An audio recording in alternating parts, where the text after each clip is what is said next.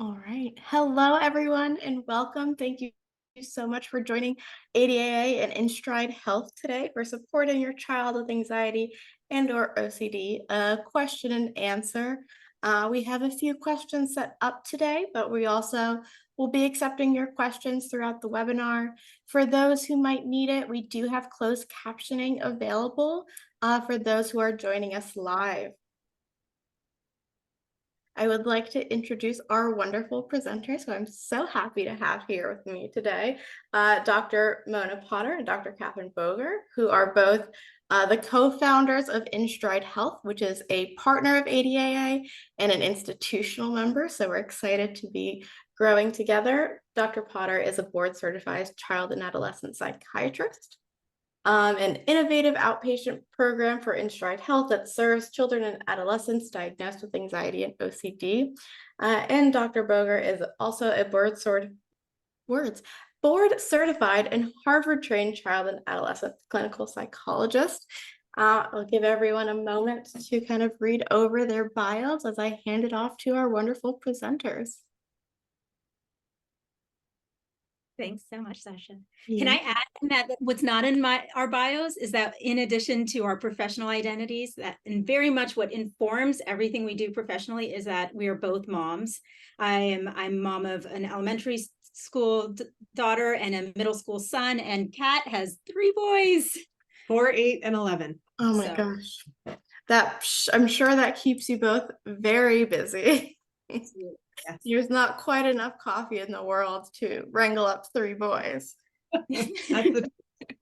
And keeps us humble. So I'd love to just kind of get us started with a question. So it can be challenging to distinguish between normal childhood worries and more severe anxiety or OCD in a child. How do you know it's time to get some help? Yeah, we get asked this question all the time. And frankly, we talk about this question with each other about our own kids.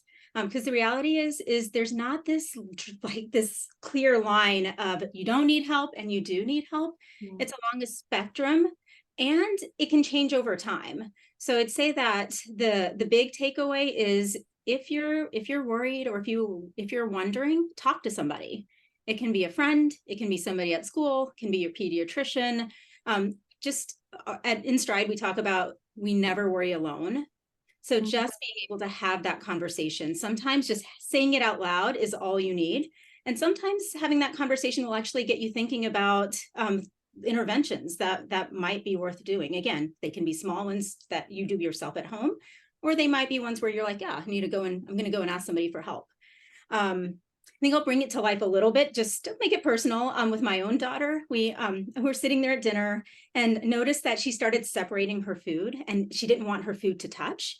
And then when eating sandwiches, she would take the sandwich apart and it just became seemingly more and more important to her that things were separated. And poor kid, she's the child of a child psychiatrist. So of course I'm analyzing everything because I don't want to miss anything.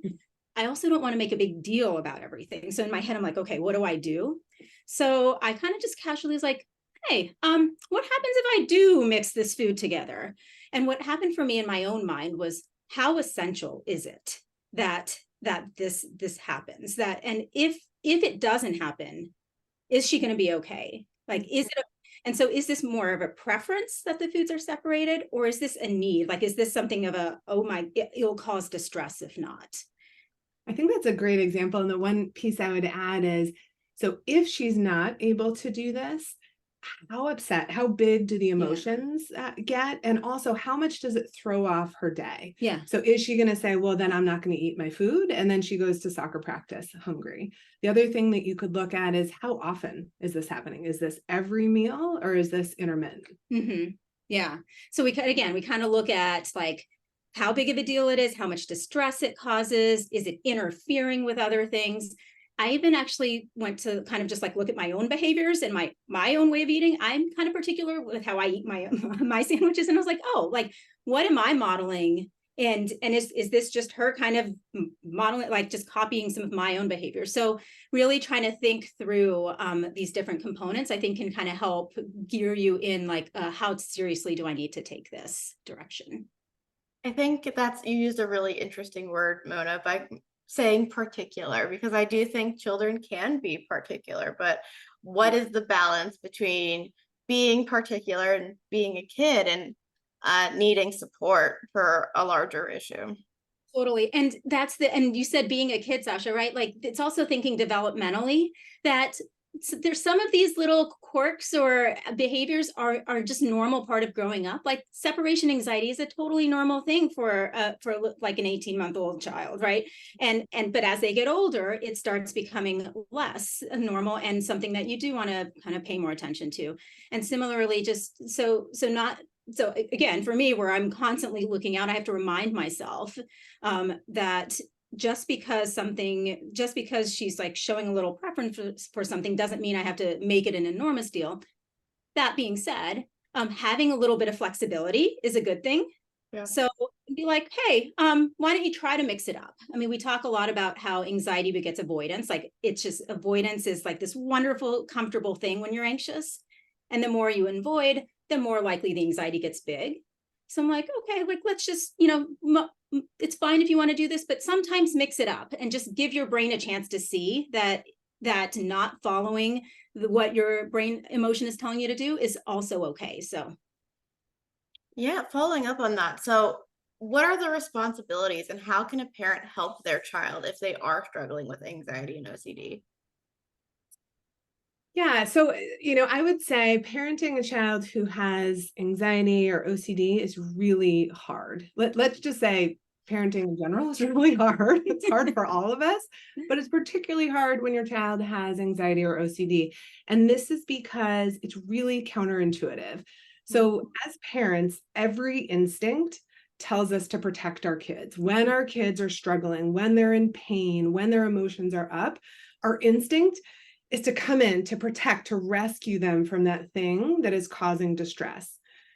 The thing is, as Mona was just alluding to, when it comes to, for example, anxiety, the more you're rescuing, the more you're protecting, yes, your child is going to get some relief in the short term because it enables them to avoid. In the long term, though, what it does is it just grows and grows and grows the anxiety. So inadvertently, as a parent, you're actually making the anxiety or the OCD worse when you continually step in.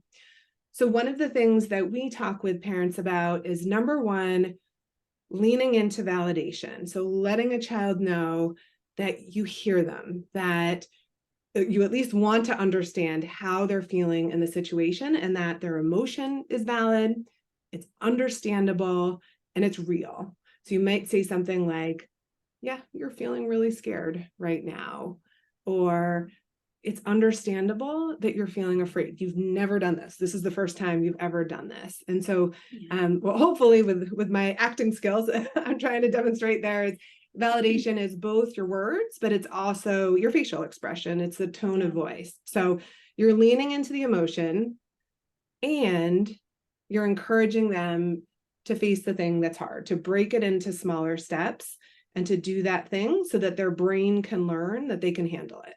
So an example might be, let's say I'm walking down the street with my child and my child is afraid of a dog, or in general, afraid of dogs, and a dog comes up to us. My instinct as a parent is to scoop up my child and we're going to cross the street so then we don't have to see that dog, right? But let's avoid the dog. My child's going to be relieved. I'm going to feel relieved. And the inadvertent message I'm giving to my child is, you can't handle this. You can't do it. And they're robbed of the opportunity of seeing that likely something bad is not going to happen and they can handle it. They can manage being around that dog. And so what I would want to do in that situation is both validate the feeling. So I might say, like, I'm feeling really scared. This feels scary. And I know you can do this. What's one thing we can do? Let's think about this together. And so maybe we're going to stand 20 feet away from the dog as a first step. And then slowly, we're going to work our way up to being closer to dogs. And I think an important piece here is, as kids are taking brave steps forward, to reinforce, to recognize the brave steps that they're taking and put your attention, put your energy, your labeled praise there. We often talk about giving labeled praise for effort. So saying, wow, I'm so proud of you for how hard you're trying here. I know this isn't easy, right? We'll talk about watering the roses and not the dandelions. So if the roses are brave steps forward and the dandelions are the weeds, those are the avoidance behavior. We want to starve the weeds of our attention, starve them of the water, and we want to put all of our attention and energy on those brave steps forward. Yeah, I think that's great. We did have a question that came in about managing children who went away for college. So is that a different management tool if you're not in their life on a day-to-day basis? And how might you do that? It's a great question. You want me to jump in on Sure. that one?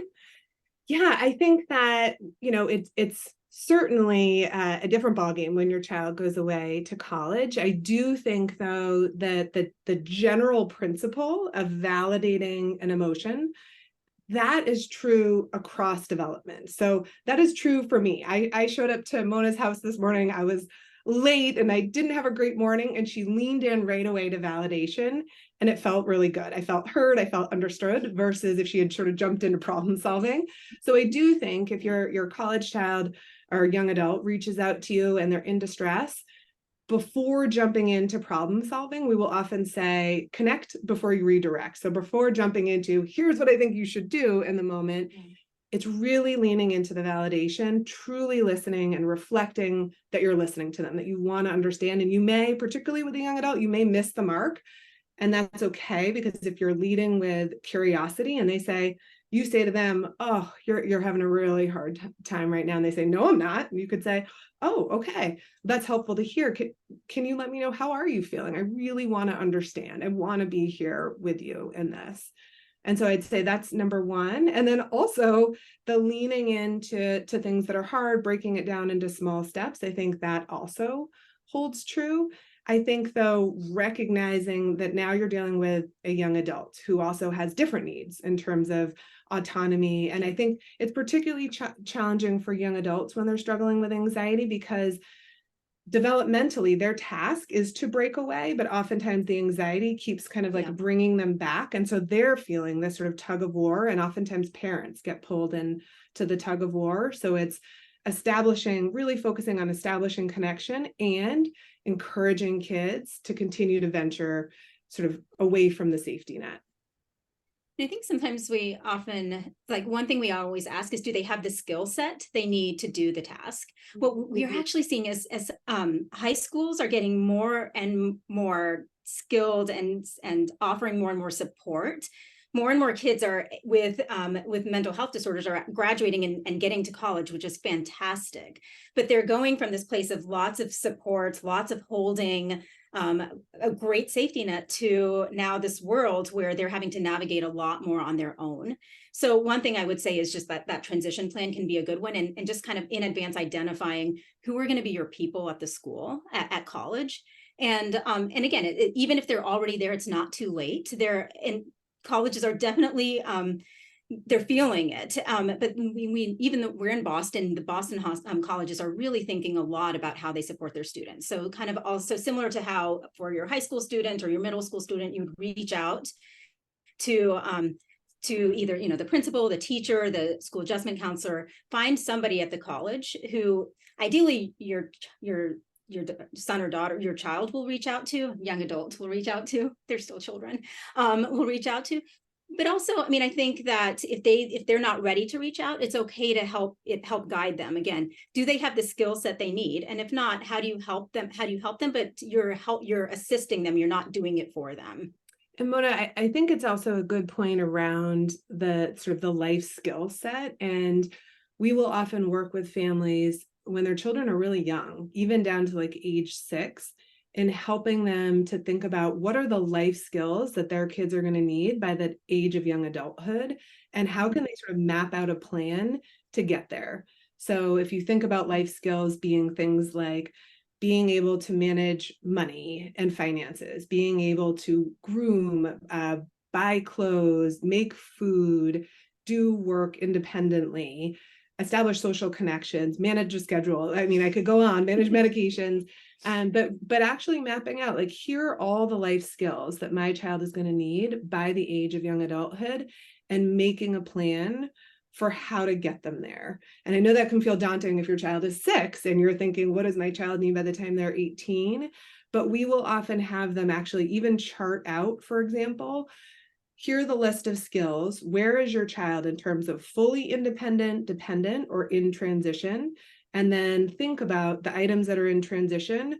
How can you provide your child with the scaffolding to actually move them into the independent category? And once you've done that, once you've moved something over, then you want to think about, okay, what's next until you get through all the in transition items, and then you move to the fully dependent items and look to move them over. So, I think that sometimes when kids have anxiety, they pull for a lot of accommodation, they pull for a lot of support. And so parents inadvertently get pulled in or recruited to do a lot of things for their child. And then by the time their child gets to college, it's really hard because they haven't built up those life skills. They haven't even had the failure opportunities. And so this is giving them opportunities in a gradual way to build those skills and also to fail, to mess up. Yeah. I think that's So, sorry, go ahead. Please go ahead. I mean, again, this is what's going to be hard. We're going to be able to talk about probably every question for eternity. So, Sasha, please interrupt us and keep us. I wanted to kind of build upon that because you were talking about the support of parents, the support of community members in the schools. Where do medications come in, and how might those help? Yeah, I will say, as a child psychiatrist, when I first started, I was very conservative with medications, saying these are child brains, and I want to be very careful. And I continue to feel I want to be very careful about what we are introducing into that developing brain. I will say that over the course of 20 years of being a psychiatrist, I've definitely moved more to the middle where there's absolutely a place for medication. And simultaneously, I will never prescribe a medication without the child also being in therapy. So I see the medication as a tool to help access the therapy, where the therapy is actually really helping change the way in which the child responds to their emotions. But again, just like with diabetes or with asthma, there's a biological kind of need to address.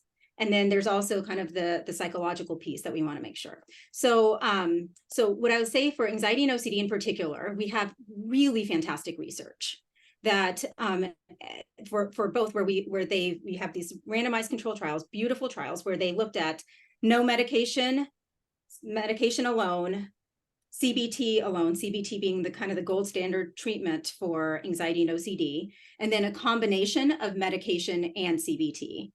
And the medication they looked at is an SSRI, kind of in that antidepressant, anti-anxiety category. And what they found was that medication alone and CBT alone both did about the same, and they were both better than placebo, meaning no medicine.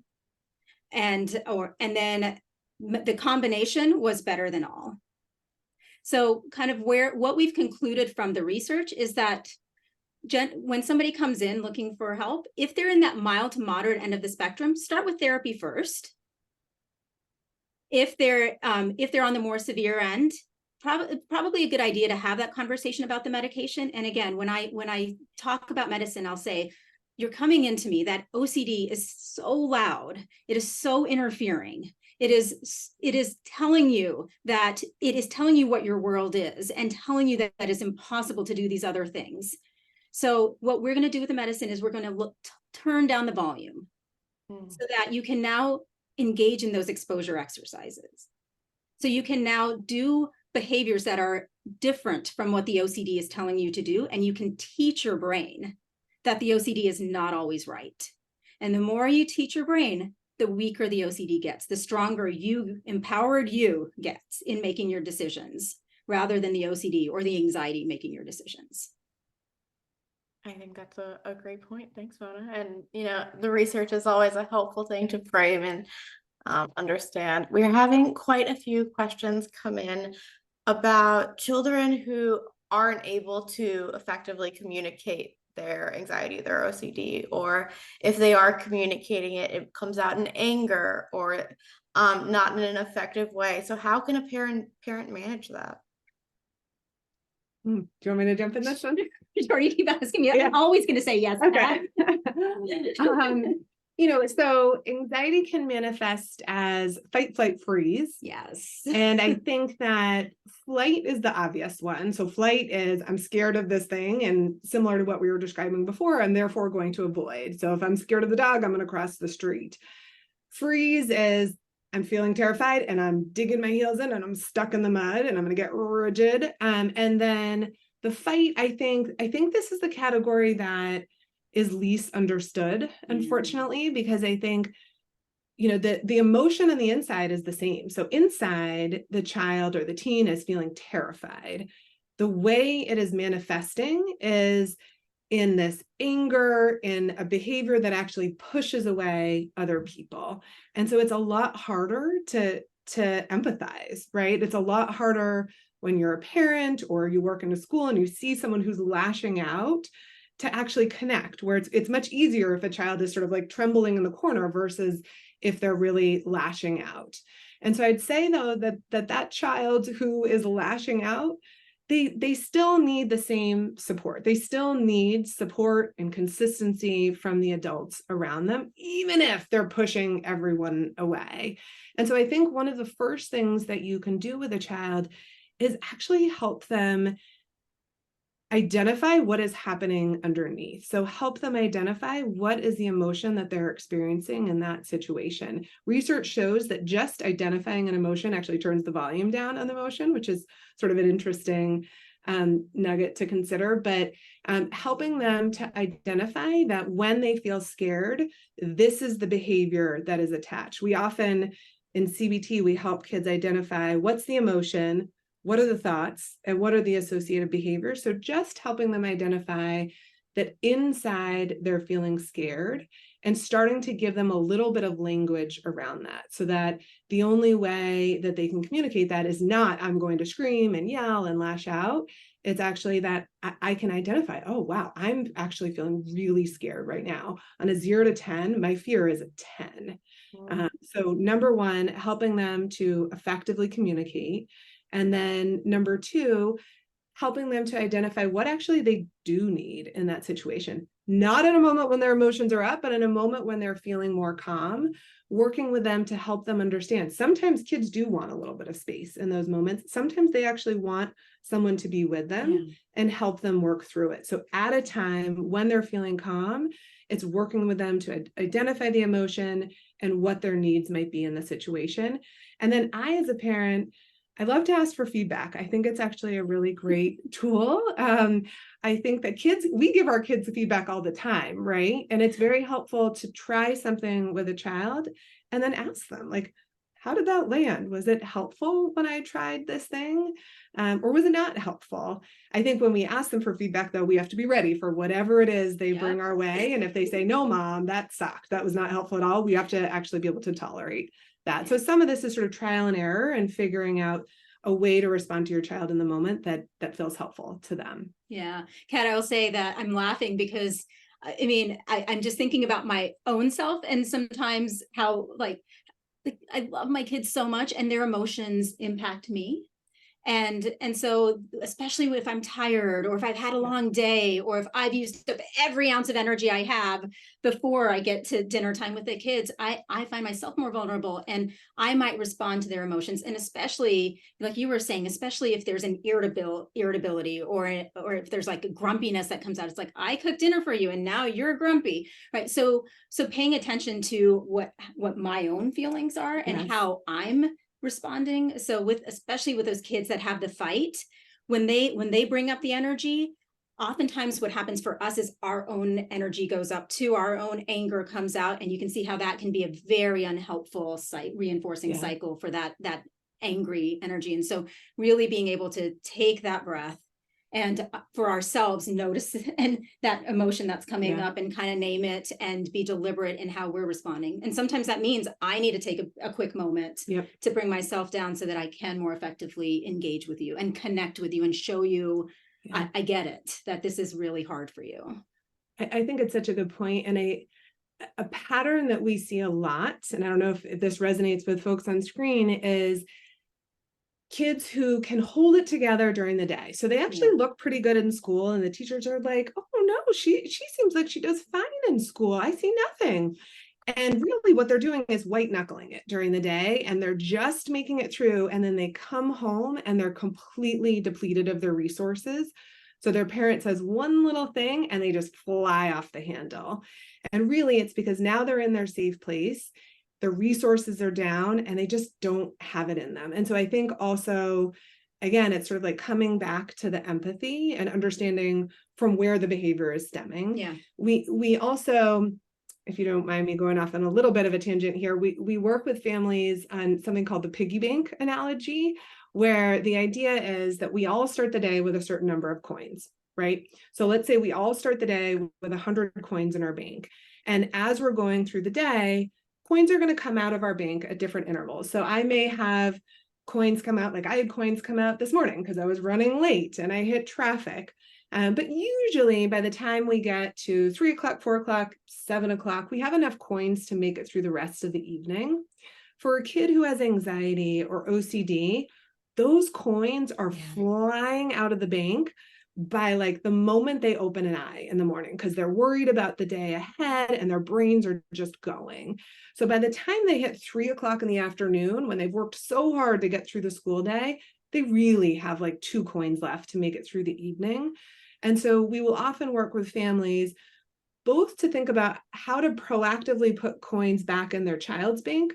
But as a parent of a child struggling with anxiety, the coins are going to be flying out of my bank too, because when my child is struggling at 7:30 a.m. saying they don't want to go to school, my coins are now getting depleted. And so it's thinking proactively about what are the things that help to fill me up?